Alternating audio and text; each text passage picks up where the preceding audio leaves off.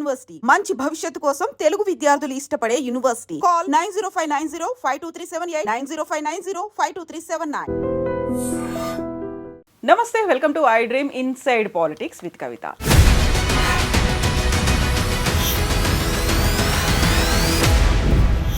తెలంగాణ రాష్ట్రం ఏర్పడిన తర్వాత మొట్టమొదటిసారిగా ప్రతిపక్షంలో కూర్చున్న తర్వాత కేసీఆర్ విస్తృత స్థాయి సమావేశాన్ని ఏర్పాటు చేశారు. ఆల్మోస్ట్ 8 నెలల తర్వాత తెలంగాణ భవన్కి వచ్చారు. భవిష్యత్తుకు సంబంధించి దిశానిర్దేశం చేశారు. ఎట్ ద సేమ్ టైం 25 ఏళ్ల ఉత్సవాన్ని ఘనంగా జరుపుకోవాలి, ఏడాది పొడుగునా సంబరాలు ఉండాలి అని కార్యకర్తలకు, పార్టీ క్యాడర్కు ఒక దిశానిర్దేశం కూడా చేశారు.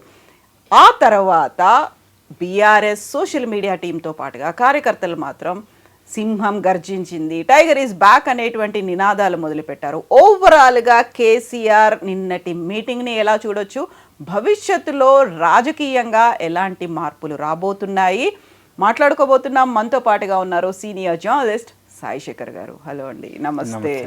సో మొన్న మనం మీ బుక్ విట్టి లీక్స్ గురించి మాట్లాడుకున్నాం. అందులో అతి పెద్ద టైటిల్తో కేసీఆర్ గురించి మీరు వర్ణించారు. ఒక్కసారి కేసీఆర్ మాట్లాడాడంటే ఇంకా అది నాన్ స్టాప్గా ఉంటుంది, గంటలు పడుతుంది. అండ్ ఒక్క రిపోర్టర్ ఎవరో కవర్ చేయడానికి సరిపోదు, మల్టిపుల్ జర్నలిస్టులు అందరికి కావాల్సిన అవసరం ఉంది. సో నిన్న ఒక బ్యాక్ టు బ్యాక్ లాగా 1.5 hours 2 hours ఆయన మాట్లాడి ఆ తర్వాత 30-35 మందితో మాట్లాడించి సలహాలు, సూచనలు, ఈ మీటింగ్ని మీరు ఎలా అభివర్ణిస్తారు? ప్రతిపక్ష పాత్ర బ్రహ్మాండంగా పోషిస్తోంది. In a democracy opposition should be healthy. And Telangana ప్రజలు ఇచ్చిన తీర్పు ద్వారా they need a strong opposition అనేది రుజువు చేశారు. ఇకటే మీరు చూస్తే 2014 ఎలక్షన్స్లో యునైటెడ్ ఆంధ్రప్రదేశ్లో ఎలక్షన్స్ జరిగినా తెలంగాణ ఏర్పాటు అనే ఉద్దేశంతోనే జరిగాయి. అప్పుడు కేసీఆర్ గారికి 63 సీట్లు వచ్చినాయి. ఆయన ఆశించిన స్థాయి మెజారిటీ రాలేదు.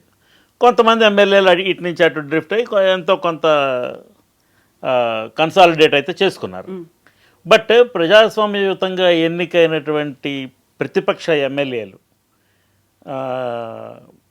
బలంగా ఉండటం అనే కార్యక్రమం గట్టిగా కొనసాగింది. 63 సీట్లే వారికి వచ్చాయి కాబట్టి ఆయన దగ్గర ఇంకో 10 మందో 15 మందో 20 మందో జాయిన్ అయినా still opposition was very strong.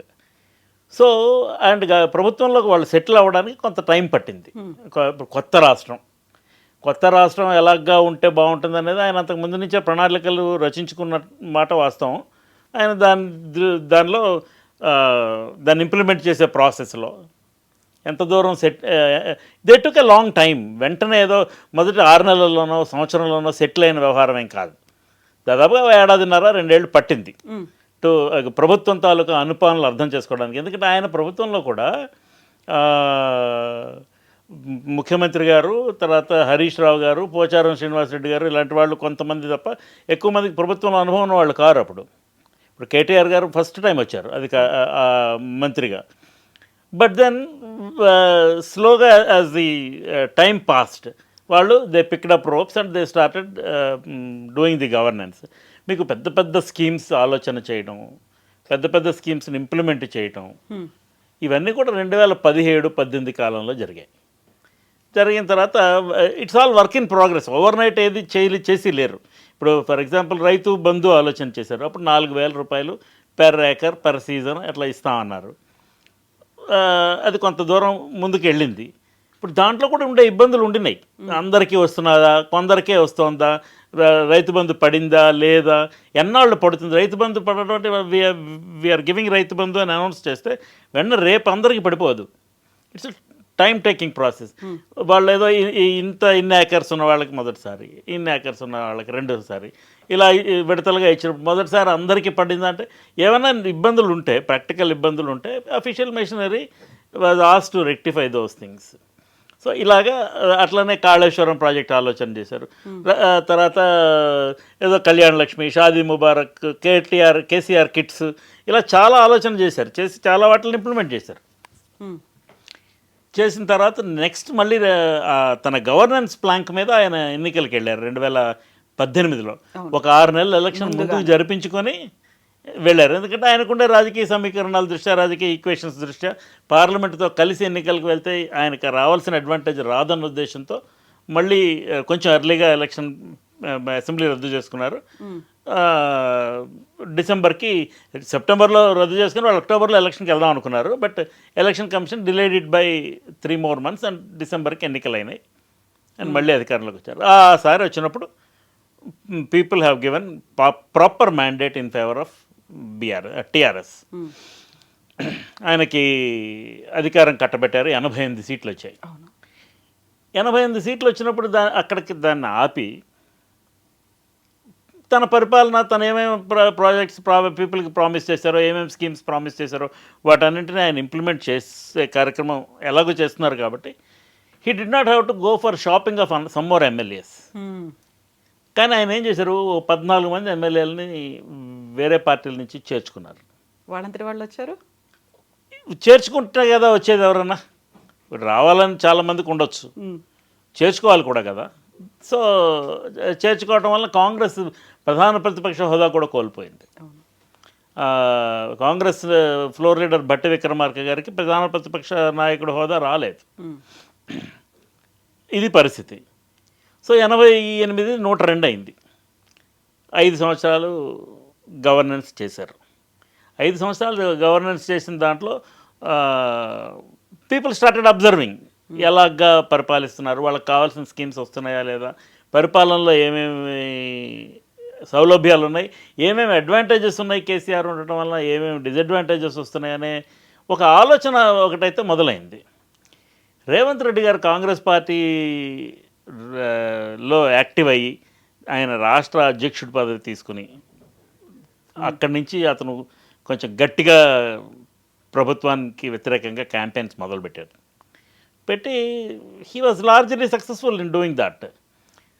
అందుకనే అతనికి కూడా మళ్ళీ 2023 ఎన్నికల్లో కేసీఆర్ ప్రభుత్వాన్ని దించేసి రేవంత్ రెడ్డి ప్రభుత్వానికి అధికారం ఇచ్చారు.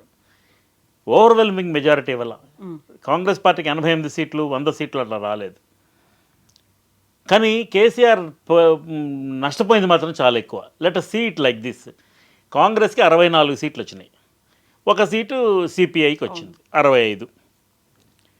మిగతావన్నీ ఎంఐఎం, బీజేపీ 8 సీట్లు, బీజేపీ, బీఆర్ఎస్ మిగతా 39 సీట్లు వచ్చాయి బీఆర్ఎస్కి. ఆవిడ చనిపోవడంతో జరిగిన బై ఎలక్షన్లో కాంగ్రెస్ క్యాండిడేట్ గెలిచారు. సో 38. దీనిలో 10 మంది కాంగ్రెస్ పార్టీలో జాయిన్ అయ్యారు. నిన్న కేసీఆర్ గారు మాట్లాడుతూ వాళ్ళు తొందరగా నిరాశ చెందిపోయి పార్టీలో కొనసాగలేదు, అందుకని వెళ్ళిపోయారు. The same rule applies to what he has done earlier, right? ఇంతకు ముందు ఆయన ప్రభుత్వం ఉన్నప్పుడు నిరాశ చెందిన వాళ్ళు కొంతమంది బీఆర్ఎస్లో జాయిన్ అయిపోయారు, టీఆర్ఎస్లో జాయిన్ అయిపోయారు, కాంగ్రెస్ పార్టీలో ఎన్నికైనటువంటి శాసనసభ్యులు. సో వాళ్ళలో కొంతమందికి మంత్రి పదవులు కూడా వచ్చినాయి. ఇప్పుడు కాంగ్రెస్లో జాయిన్ అయిన వాళ్ళకి ఎవరికి మంత్రి పదవులు ఇవ్వలేదు. పైగా వాళ్ళ కేసు ఒకటి సుప్రీంకోర్టులో నడుస్తుంది. సుప్రీంకోర్టు తప్పకుండా వీటిని బై ఎలక్షన్ పెట్టేయాలి, డిస్క్వాలిఫై చేసేయాలి అని చెప్తుందా? నేనైతే అనుకోవడం లేదు. దానికి ఒక కారణం ఉంది. Assembly is supreme, it's an elected body. So speaker's decision will be final. స్పీకర్ని తొందరగా నిర్ణయం తీసుకోండి, లేకపోతే ఒక నెలలో నిర్ణయం తీసుకోండి అని ఏదైనా సూచన ఇవ్వవచ్చు సుప్రీంకోర్టు. మీకు ఉదాహరణకి తమిళిసై సౌందరరాజన్ గవర్నర్గా ఉన్నప్పుడు తెలంగాణ రాష్ట్రానికి there was a deadlock between government and governor. వాళ్ళిద్దరి మధ్యన ఒక ప్రతిష్టంభన ఏర్పడిపోయి మ్యాటర్ కోర్టు దాకా వెళ్ళింది. కోర్టు దాకా వెళితే వాదోపవాదాలు గట్టిగా జరిగాయి. ఆవిడ వాదన ఆవిడ పెట్టారు, ఆయన వాదన ప్రభుత్వం పెట్టింది. హూ ఈజ్ రైట్ అనేది పీపుల్కి వదిలేయాలి. సో అక్కడ ఏమైంది, ఆవిడ బీజేపీ లీడర్. సో న్యాచురల్గా సెంట్రల్ గవర్నమెంట్కి టీఆర్ఎస్కి వ్యతిరేకంగా ఉంది. ఈయన బీఆర్ఎస్ అని పార్టీని మార్చాడు, నేషనల్ వైడ్గా స్ప్రెడ్ అవ్వాలనే యాక్టివిటీలోకి వచ్చాడు. వచ్చిన తర్వాత వీళ్ళు స్ట్రాంగ్ అయ్యామనే ఫీలింగ్లో ఉన్నారు. సో ఆ డెడ్ లాక్ ఏర్పడినప్పుడు కోర్టు చివరికి కేసు బోత్ సైడ్స్ ఉపసంహరించుకునేటట్టుగా చేసి మీరు కూర్చొని మాట్లాడుకొని, ఇది because both are constitutional positions, అందుకని మీరు దీన్ని ఉమ్, ఒక వయా మీడియాగా దీన్ని ఒక సొల్యూషన్ వెతుక్కొని keep the dignity of the offices of both అని ఒక సలహాతో కేసు కోర్టు క్లోజ్ చేసింది. కోర్టు ఏదో ఒక తీర్పు ఇచ్చి ఉండొచ్చు, మీ గవర్నర్ గారిది తప్పనో ముఖ్యమంత్రి గారిది తప్పనో ప్రభుత్వానికి తప్పనో ఏదో ఒక సైడ్ కోర్టు నిర్ణయం తీసుకోవచ్చు. బట్ భారతదేశంలో మన ప్రజాస్వామ్యంలో there are 3 important pillars which is judiciary. First is legislature, elected representatives of people, then executive, then judiciary. మనం ఏదో మీడియా వాళ్ళు 4th ఎస్టేట్ అనేది ఎడ్మండ్ బర్క్ అప్పుడెప్పుడో బ్రిటిష్ పార్లమెంట్లో మాట్లాడిన దాన్ని అట్రిబ్యూట్ చేసుకొని we also consider ourselves as one of the 4 pillars. But then that apart ఈ మూడు రాజ్యాంగ బద్ధమైనటువంటి బాడీస్. వీటిలో ఏ 2 బాడీస్కి మధ్య ప్రతిష్టంభన రాకూడదు for continuity of governance. So ఈ ఎమ్మెల్యేలని డిస్క్వాలిఫై కోర్టు చేస్తుందా చేయదా నాకు సందేహమే. నిన్న కేసీఆర్ గారు మాట్లాడుతూ తప్పకుండా బై ఎలక్షన్స్ వస్తాయి, మనమే గెలిచిపోతాం, మనం ప్రిపేర్ అయ్యి ఉండాలి దానికి అని సూచన చేశారు. అపోజిషన్గా అది ఆయన బాధ్యత, కోర్టు తీర్పు ఎలా వస్తుందో తెలియదు చూద్దాం అని అట్లా మాట్లాడకూడదు. అవును. సో ఒక లీడర్గా ఆయన ఏం మాట్లాడాలో అది ఆయన మాట్లాడారు. వేరాస్ కాంగ్రెస్ ప్రభుత్వంలో ఉంది ఇక్కడ, స్పీకర్ కాంగ్రెస్ ఎమ్మెల్యేగా ఎలక్ట్ అయ్యారు.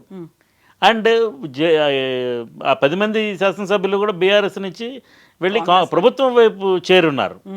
అయితే ప్రభుత్వంలో అఫీషియల్గా కాంగ్రెస్ పార్టీలో చేరడానికి మెంబర్షిప్ తీసుకున్నారా? లేదు. కాంగ్రెస్ లెజిస్లేచర్ పార్టీ మెంబర్స్గా నమోదయ్యి ఉన్నారా? లేదు. అందుకనే ఈ మధ్యన సిఎల్పి మీటింగ్ అయినప్పుడు కూడా ఈ 10 మంది వెళ్ళలేదు. సో ఇది ఏమిటవుతుంది అనేది ఇది ఆసక్తికరమైనటువంటి విషయమే. నా అనుభవంలో కోర్టు సర్వసాధారణంగా ఇలాంటి విషయాల్లో it won't jump to conclusions. Because court తాలూకా ప్రధానమైనటువంటి బాధ్యత ఏంటంటే రాజ్యాంగ పరిరక్షణ. ఆ రాజ్యాంగ పరిరక్షణలో ఏ 2 బాడీస్ మధ్యన ప్రతిష్టంభన రాకూడదు. సో అలాగని వీళ్ళు చేసింది రైట్ అనో తప్పనో తీర్పిస్తుందా అంటే తెలియదు, వీ డోంట్ నో. అది ఒక ఎక్స్ట్రా జ్యుడిషియల్ కామెంట్ అవుతుంది మనం ఏదైనా దాని గురించి అంటే. వస్తుందని ఆశించడం వీళ్ళ తప్పు కాదు, వీళ్ళకి ఫేవరబుల్గా జడ్జిమెంట్ వస్తుంది, 10 మంది ఎమ్మెల్యేలు వాళ్ళ పదవులు కోల్పోతారు, మళ్ళీ ఎలక్షన్ వస్తుంది అనేది ప్రతిపక్షం ఆశాభావం వ్యక్తం చేయడం తప్పు కాదు.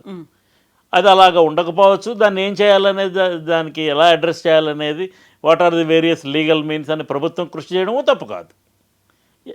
Everybody will try to save their skin in this game. ఇది ఒకటి. రెండోది, నాకు నిన్న ఆయన మాట్లాడిన వాటన్నింటిలోనే నాకు బాగా ఆసక్తి కలిగించిన అంశం ఒకటి ఉంది. మళ్ళీ చంద్రబాబు వచ్చే అవకాశం ఉంది, ఆయన మళ్ళీ తెలంగాణ ప్రాంతంలో పార్టీని బలోపేతం చేసుకొని వచ్చేసే ప్రమాదం ఉన్నది. దేనికి వ్యతిరేకంగా అయితే మనం కొట్లాడామో తెలంగాణ, ప్రత్యేక తెలంగాణ కోసం, ఆ పరిస్థితులు మళ్ళీ వస్తున్నాయి. So BRS should be ready, geared up to fight that అని ఒక సూచన చేశారు. చంద్రబాబు నాయుడు గారు కాంగ్రెస్తో కలిసి వస్తారా? అవకాశం లేదు, ఎందుకంటే ఆయన ఎన్డీఏలో పార్ట్నర్. ఒకవేళ బీజేపీ, చంద్రబాబు, పవన్ కళ్యాణ్ కలిసి ఇక్కడ యాక్టివిటీ చేస్తారా? ఈ మధ్యన వస్తున్నటువంటి రిపోర్ట్స్ దృష్ట్యా చంద్రబాబు నాయుడు గారికి తెలంగాణ మీద అంత ఆసక్తి ఉన్నట్లుగా నాకైతే అనిపించలేదు. But BJP is a major player ఇప్పుడున్న పరిస్థితుల్లో. బీజేపీ తను కూడా అధికారం తెచ్చుకోవడానికి ప్రయత్నం చేయాలి అనే ఒక ఉద్దేశం అయితే కలిగి ఉన్నది. ఆ కలిగి ఉన్న దాంట్లో ఒకవేళ బీజేపీ వాళ్ళు బీఆర్ఎస్తో నెగోషియేట్ వాళ్ళంతా వాళ్ళు చేస్తారా? చేసి కేసీఆర్ గారిని ఎలాగోలాగా కన్విన్స్ చేసి ఎన్డీఏ కూటమిలోకి తీసుకొస్తారా? One possibility, we don't know, we can't rule out. అలాగని పోనీ కేసీఆర్ గారు కొంచెం ఒక 2 స్టెప్స్ దిగి బీజేపీతో సయోధ్యకు వెళ్తారా? ఇది తెలీదు. ఎందుకంటే the bitterness between BJP and BRS is very much. Kavitha గారిని జైల్లో పెట్టారు, ఆ కారణంగా అయినా బీజేపీ బీఆర్ఎస్ సన్నిహితం అవుతాయా అనేది ఒక సందేహమైనటువంటి అంశమే. రాజకీయాల్లో ఏమో ఐ విల్ టెల్ యూ, ఇవాళ ఏమిటవుతుందో రేపు ఇలా ఉంటుంది అని ఎవరు ప్రెడిక్ట్ చేయలేరు. శత్రువులు ఉండరు, శాశ్వత మిత్రులు ఉండరు. అది ఎప్పుడో ప్రణబ్ ముఖర్జీ గారు చెప్పారు ఈ కామెంట్. పాలిటిక్స్లో there are no permanent enemies and no permanent friends, it's all marriage of convenience. So ఆ పరిస్థితుల్లో ఎలా ఉంటుందనేది తెలియదు. ఒకవేళ బీజేపీ ఇండిపెండెంట్గానే చేద్దాం, బీఆర్ఎస్తో సంబంధం లేదు అనే నిర్ణయానికి ఖచ్చితంగా వచ్చేస్తే తెలుగుదేశం పవన్ కళ్యాణ్ పార్టీని కలుపుకొని ఇక్కడ పోటీకి వస్తారా? అదొక అంశం. అయితే చంద్రబాబును కలుపుకోవటం వల్ల తనతో పాటు కేసీఆర్ని ఎదిరించచ్చన్న ఉద్దేశంలో కాంగ్రెస్ పార్టీ, రేవంత్ రెడ్డి గారు హీ వాజ్ ఆల్సో ఇన్స్ట్రుమెంటల్. అప్పుడు ఆయన పైసీసీ అధ్యక్షులు కాదు, కానీ he was also instrumental. Party line తీసుకున్నారు కాంగ్రెస్ తరఫున, తెలుగుదేశంతో కలిసి పోటీ చేశారు 2018 ఎలక్షన్స్లో. దానివల్ల కాంగ్రెస్ నా ఉద్దేశ ప్రకారం తీవ్రంగా నష్టపోయింది because of that alliance. Congress poor showing ఏదైతే ఉన్నదో రిజల్ట్స్లో అంత ఘోరంగా ఉండకపోను, ఇంకొంచెం ఎక్కువ నెంబర్ వచ్చును, అధికారం వచ్చేకపోవచ్చు ఉండొచ్చు. బట్ దెన్ మొత్తానికి Congress would have come got substantial numbers. అది తెలుగుదేశంతో కలవటం వల్ల రాలేదు. బికాస్ తెలంగాణలో voting population think that Telugu Desam is not Telangana party, whereas Congress is Telangana party. That has been proved with recent election. అందుచేత అయితే కేసీఆర్ గారు నిన్న మాట్లాడుతూ ఇలాంటి ప్రమాదం ఉన్నదని చెప్పారు. ఇప్పుడు రేవంత్ రెడ్డి గారు కాంగ్రెస్ తరఫున ముఖ్యమంత్రిగా ఉన్నారు. వ్యక్తిగతమైన గౌరవం ఉంటే ఉండొచ్చు, అదేమీ అభ్యంతరకరం కాదు. వ్యక్తిగతమైన గౌరవం ఈ రకరకాల పార్టీల్లో ఉండే నాయకులకి సంబంధాలు ఉంటాయి, కుటుంబ సంబంధాలు ఉంటాయి, వ్యక్తిగతమైన గౌరవప్రదమైన ఫ్రెండ్షిప్స్ ఉంటాయి, కొంతమందికి బిజినెస్ రిలేషన్స్ ఉంటాయి. వాటి గురించి రాజకీయంగా వాళ్ళు విభేదిస్తుండొచ్చు, it's a different story. But Revanth Reddy గారు కాంగ్రెస్ ముఖ్యమంత్రిగా ఉన్నారు, కాంగ్రెస్ పార్టీని అధికారంలోకి తీసుకొచ్చారు కదా. ఇక్కడ తీసుకొచ్చినప్పుడు ఆయన ఒకసారి హీ టేస్టెడ్ బ్లడ్. పవర్లోకి వచ్చి పవర్లో కూర్చుంటే ఎలా ఉంటుంది ఏమిటి అనేది ఆయనకు అర్థమైంది. అంత సులభంగా వదిలేస్తారా అధికారాన్ని? దాన్ని ఇంకా కన్సాలిడేట్ చేసుకోవడానికి ప్రయత్నం చేయరా? It's an interesting thing. తప్పకుండా కృషి చేస్తారు. చేయరా అని మనం ప్రశ్నలు ఓపెన్ హండెడ్ క్వశ్చన్లాగా వదిలేయక్కర్లేదు. తప్పకుండా రేవంత్ రెడ్డి కాంగ్రెస్ పార్టీని మరింత బలోపేతం చేసే కార్యక్రమం చేస్తూనే ఉంటారు. కేసీఆర్ గారు తప్పకుండా బీఆర్ఎస్ మళ్ళీ అధికారంలోకి వచ్చి తీరాలి అని కృషి చేస్తూనే ఉంటారు. వీరి ధర్మం వీరిది, వారి ధర్మం వారిది. సింపుల్గా తేల్చేశారు. అయితే ఇంటర్వ్యూ స్టార్టింగ్లో మీరు ఒక మాట అన్నారు, ప్రధాన ప్రతిపక్షం పాత్ర బాగా పోషిస్తోంది బీఆర్ఎస్ పార్టీ. ప్రభుత్వం చేయాల్సినటువంటి పనులు కావచ్చు, ఇచ్చినటువంటి హామీలు కావచ్చు, వాటన్నిటినీ కాంగ్రెస్ ప్రభుత్వం రేవంత్ సర్కార్ పోషిస్తుందా, చేయగలుగుతుందా? ఇప్పుడు ప్రధాన ప్రతిపక్షం పాత్ర బ్రహ్మాండంగా పోషిస్తోంది అని నేను చెప్పడానికి ఒక బలమైన కారణం ఉన్నది. First thing, BRS was only down, not out. వాళ్ళు ఓడిపోయారు. అలాగని మొత్తం చాప చుట్టి పారేసినట్లుగా ఏం అవ్వలేదు, గేమ్లోంచి బయటకు వచ్చినట్టు కాదు. అదే మాట నిన్న కేసీఆర్ కూడా చెప్పారు కదా. అంచేత అండ్ వాళ్ళకి పార్లమెంట్ ఎలక్షన్స్, ఇప్పుడు గవర్నమెంట్కి ఒక 6 నెలల సంవత్సరం టైం ఇద్దాం, వాళ్ళు పర్ఫామ్ చేసిన తర్వాత లేకపోతే చేయలేకపోతేనో మనం హైలైట్ చేసి ప్రతిపక్ష పాత్ర పోషిద్దాం అనే ఉద్దేశం బీఆర్ఎస్కి ఉండొచ్చు, నేను కాదన్ను. కానీ వాళ్ళకి అవకాశం రాలా. ద రీజన్ ఈజ్ వీళ్ళ ఎలక్షన్ ఓడిపోయి కాంగ్రెస్ ప్రభుత్వం ఏర్పడిన 6 నెలల్లోపు పార్లమెంట్ ఎలక్షన్స్ వచ్చాయి. సో పార్లమెంట్ ఎలక్షన్స్లో పోటీ చేయాలి కదా, కొట్లాడాలి కదా. ఆ దృష్ట్యా వీళ్ళు గట్టిగా ప్రభుత్వాన్ని వ్యతిరేకించడం అనే కార్యక్రమం ఫ్రమ్ ద డే 1 స్టార్ట్ చేశారు. పార్లమెంట్ ఎలక్షన్స్లో బీఆర్ఎస్కి 0 సీట్లు వచ్చినాయి. For a variety of reasons. కొత్తగా కాంగ్రెస్ అధికారంలోకి వచ్చింది. కాంగ్రెస్ కూడా ఓవర్వెల్మింగ్ మెజారిటీ ఏం రాలేదు. 8 సీట్లు కాంగ్రెస్కి వచ్చాయి, 8 సీట్లు బీజేపీకి వచ్చాయి. Very first time. Yes, it's an interesting equation. ఎంఐఎంకి 1 సీట్ వచ్చింది, కరెక్ట్గా ఈక్వల్గా డిస్ట్రిబ్యూట్ అయింది.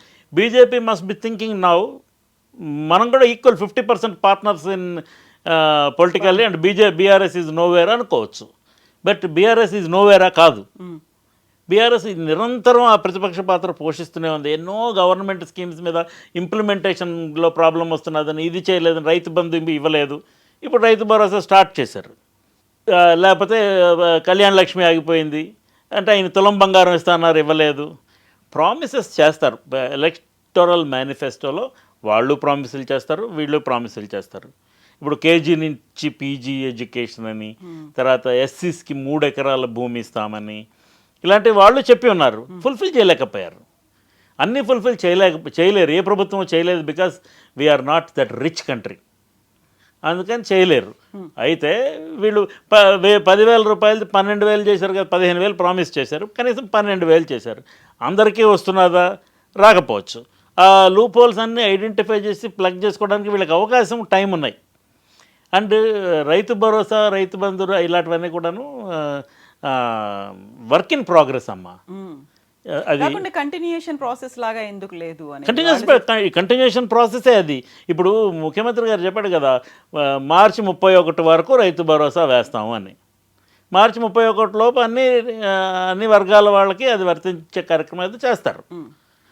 ఒకవేళ అది ఆ తర్వాత ఉండే లూప్ హోల్స్ ఏమైనా ఉంటే హైలైట్ చేస్తే ప్రభుత్వం మరి ఏం చర్య తీసుకుంటుందో ఫీడ్బ్యాక్ మెకానిజం తీసుకొని ఎవరెవరికి రాలేదో వాటిలో జెన్యూన్ కేసెస్ ఏవో ఐడెంటిఫై చేసి మళ్ళీ ఇస్తారేమో. ఇలాంటి అవకాశం ఉంటుంది, బికాజ్ గవర్నమెంట్లో ఉన్నారు కాబట్టి. అండ్ రాని వాళ్ళ తరఫున కొట్లాడే అధికారం ప్రతిపక్షానికి తప్పకుండా ఉంటుంది. Opposition should not keep quiet. వాళ్ళు కొంతమందికే వచ్చింది, కొంతమందికి రాలేదంటే అపోజిషన్ పార్టీ చోద్యం చూస్తూ కూర్చోలేదు, సైలెంట్గా. సో వాళ్ళు తప్పకుండా దాన్ని ప్రతిఘటిస్తారు, గట్టిగా ప్రశ్నిస్తారు. ఇలా గట్టిగా ప్రశ్నించడం వల్ల ప్రభుత్వానికి కూడా ఒక అడ్వాంటేజ్. ఇప్పుడు ఇవాళ తెలంగాణలో ప్రజాస్వామ్యం వరకు చాలా గొప్పగా ఉన్నట్లు లెక్క. ఓకే, ఎందుకంటే గట్టి ప్రభుత్వం ఉంది, బలమైన ప్రతిపక్షం ఉంది, వాళ్ళు ప్రశ్నిస్తున్నారు, వీళ్ళు దాన్ని రెక్టిఫై చేసుకోవడానికి అవకాశం దొరుకుతుంది. ఇప్పుడు కేటీఆర్ గారు చాలాసార్లు మాట్లాడుతూ మంత్రిగా ఉన్న కాలంలో we believe in course correction అని చెప్పేవాళ్ళు. ఏదైనా ఒకటి అనుకుంటే ఇది ఇంతే, ఇది బ్లాక్, ఇది వైట్ అని అట్లా అనుకోము. ఎక్కడైతే పొరపాట్లు ఉన్నాయో వాటిని రెక్టిఫై చేసుకుంటాం. ప్రజలకు ఏది కావాలో అది ఆ పద్ధతిలో గవర్నెన్స్ని మార్చుకోవడానికి మేము ఎప్పుడూ ఫ్లెక్సిబుల్ అని ఆయన చెప్పారు. Same rule applies to every government. ఎవరు మంకు పట్టుదలలు పట్టరు.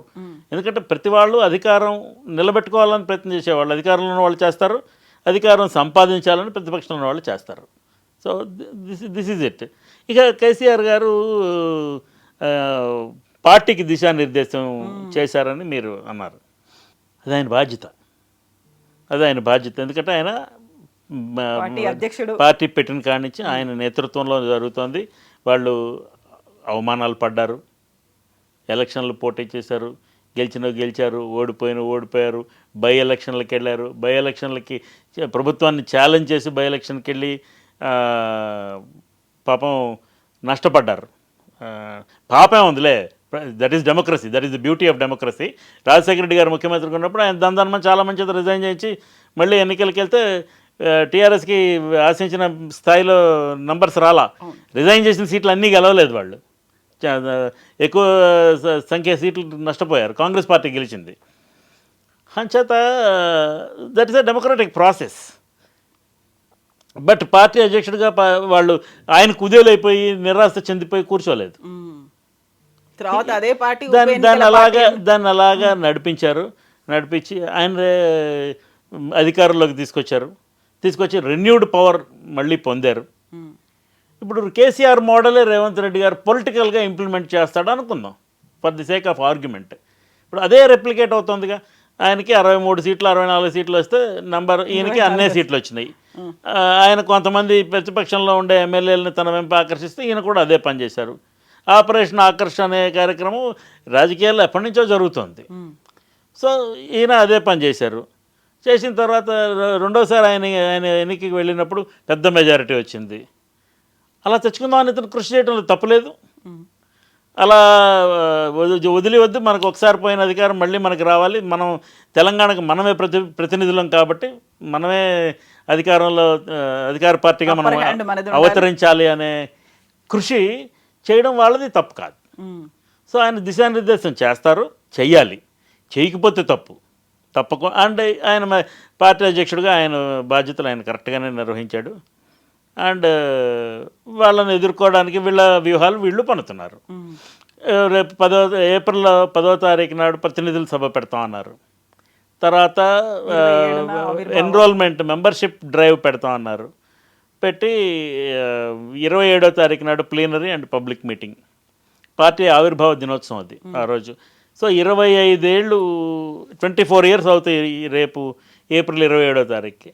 అక్కడి నుంచి 25 ఇయర్స్ కంప్లీట్ అయ్యే వరకు సిల్వర్ జూబ్లీ ఇయర్గా సెలబ్రేట్ చేసుకుందామని డిసైడ్ చేశారు. దానికోసం ప్రతి జిల్లాలోనూ కమిటీలు. నెలకు ఒక నిరసన కార్యక్రమం ఒకటి తీసుకుందామని కూడా పార్టీ నిర్ణయం చేసింది. నిన్న కేసీఆర్ గారు చెప్పిన దాంట్లో చెప్పారు. నిరసన కార్యక్రమాలు చేయడం, ప్రభుత్వాన్ని ప్రతిఘటించడం, ప్రశ్నించడం వాళ్ళ బాధ్యత, వాళ్ళ ఉద్యోగం అది. People have elected them for that role. అంచేత వాళ్ళ పని వాళ్ళు చేస్తారు. వాళ్ళు ఏమేమి వ్యూహాలు పన్నారో దానికి ప్రతిస్పందనగా వీళ్ళు వ్యూహాలు పని దాన్ని ఎలా ఎదుర్కోవాలనే ప్రయత్నం వీళ్ళు చేస్తారు. This is a continuous process. Next 39 సీట్లు వచ్చినాయి, 38 సీట్లు వచ్చినాయి.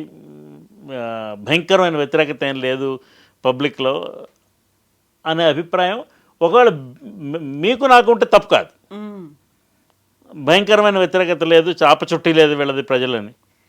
కానీ పార్టీలో అలాంటి ఫీలింగ్ ఉండకూడదు. ఎందుకంటే వాళ్ళకి జరిగిన నష్టం బేరీజ్ వేయండి మీరు. రేవంత్ రెడ్డి గారి నేతృత్వంలో కాంగ్రెస్ పార్టీకి 64 సీట్లు వచ్చినాయి, సిపిఐకి ఒకటి వచ్చింది 65. ఇందాక చెప్పాను నేను.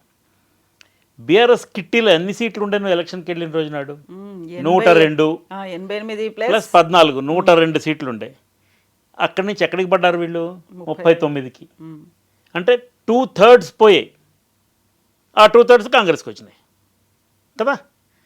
So public have not rejected us అనే ఫీలింగ్లో ఉండకూడదు, అలాంటి అభిప్రాయంలో వాళ్ళు ఉండకూడదు.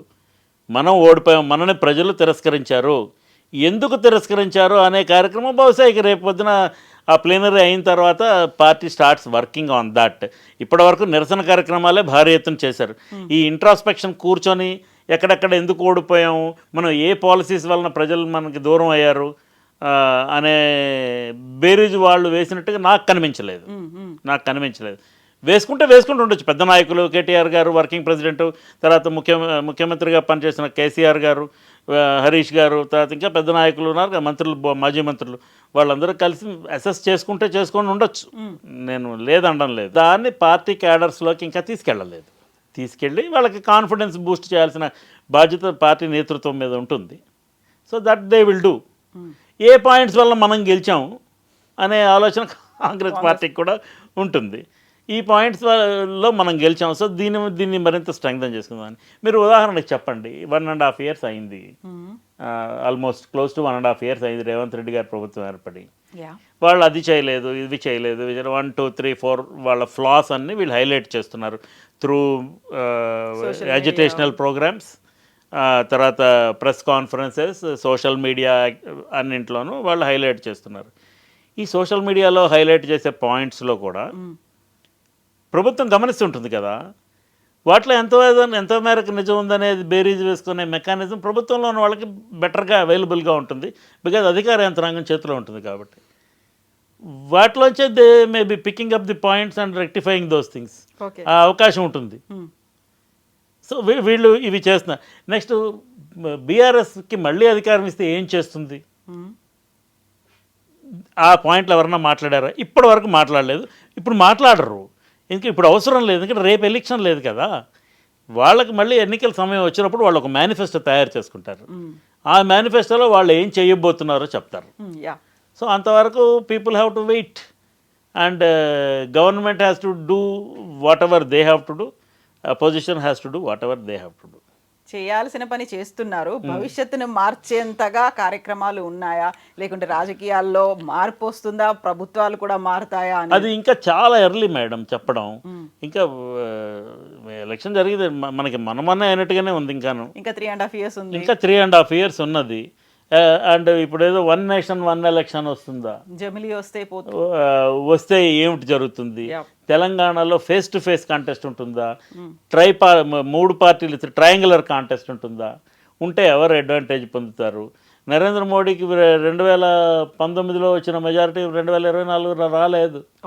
ఆయన బేస్ కొంత కదిలింది. ఆయన చంద్రబాబు నాయుడు గారి మీదను నితీష్ కుమార్ గారి మీద ఆధారపడాల్సిన పరిస్థితి ఏర్పడింది. ఇంతలోపల అమెరికాలో గవర్నమెంట్ మారింది.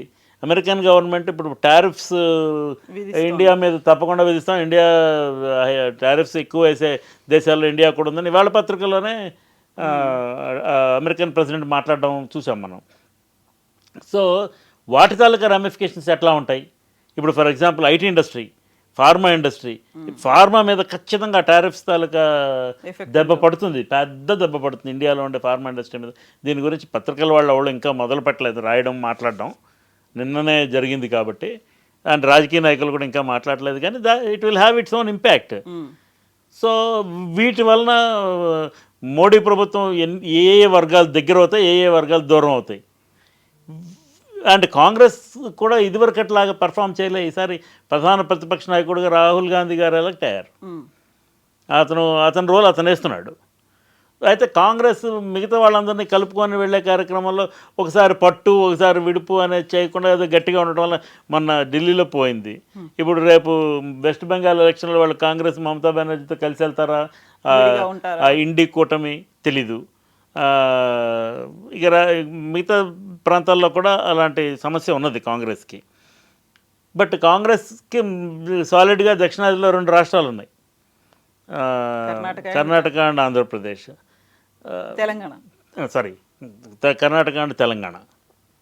సో 2 రాష్ట్రాలు ఉన్నాయి. ఆంధ్రప్రదేశ్లో కూటమి ప్రభుత్వం ఉన్నది. జగన్మోహన్ రెడ్డి గారికి 11 సీట్లు వచ్చినాయి. జగన్మోహన్ రెడ్డి అవుటా? నిన్న మొన్న చూస్తున్నాం ఎంతో జనం వస్తున్నారు ఆయన మీటింగులకి. ఎందుకంటే రాజకీయాల్లో ఎవరిని రైట్ ఆఫ్ చేయలేమమ్మా. ప్రతిపక్షంలో పడ్డారు కాబట్టి వాళ్ళ పని అయిపోయిందని అట్లా రైట్ ఆఫ్ చేయలేము.